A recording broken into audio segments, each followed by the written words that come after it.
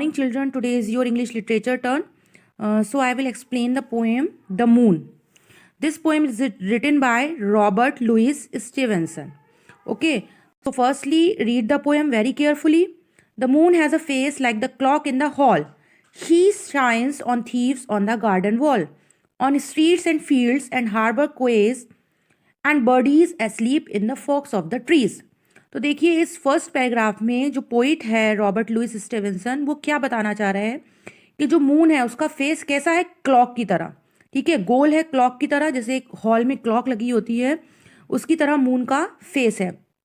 और जब मून निकलता है तो जो उसकी रोशनी होती है तो वो क्या होता है उसमें, और जो मून की रोशनी होती है वो बहुत शाइन करता है, मून करता है, तो वो उसकी रोशनी जो होती है वो थीव्स पर पड़ती है.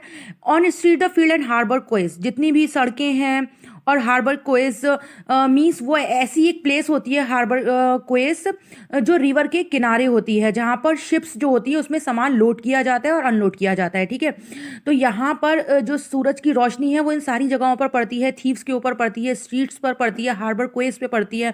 And birdies asleep in the forks of the trees, और बर्ड्स जो हैं वो आराम से अपने ट्रीज पर सोती हैं. ठीक है, इसकी शाइन जो रोशनी है उनको किसी बात का भी मतलब डर नहीं होता है.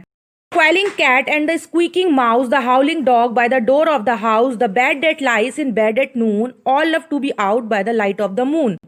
तो सेकंड पैराग्राफ में रॉबर्ट लुइस स्टीवेंसन जो पोइट है इस पोएम के, इसमें ये बताना चाहते हैं कि जितने भी एनिमल्स हैं, ये कैट, माउस और डॉग, बैट, ये सारे जो है रात में जागने वाले एनिमल्स हैं. तो जब ये मून की रोशनी पड़ती है, मून शाइन करता है, चमकता है, तो ये आराम से रात में बेफिक्र होकर घूमते हैं, इन्हें किसी भी बात का डर नहीं रहता.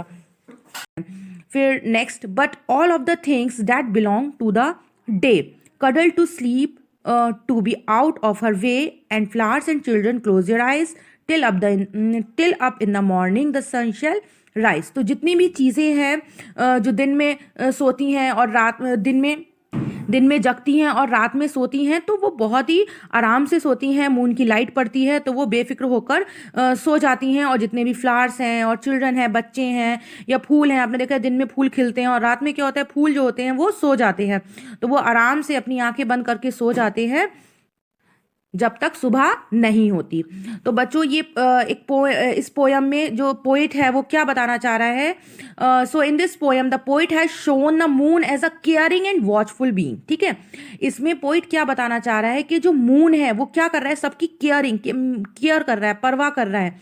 एंड वॉचफुल बीइंग मीन्स वो सबको देख रहा है. मून जब शाइन करता है इसका मतलब उसकी नजरें जो हैं वो सब चीज़ों पर हैं. कैट, डॉग, जितने भी ह्यूमन बींग्स हैं, ह्यूमन क्रिएचर्स हैं, वो सारी चीज़ों को देख रहा है.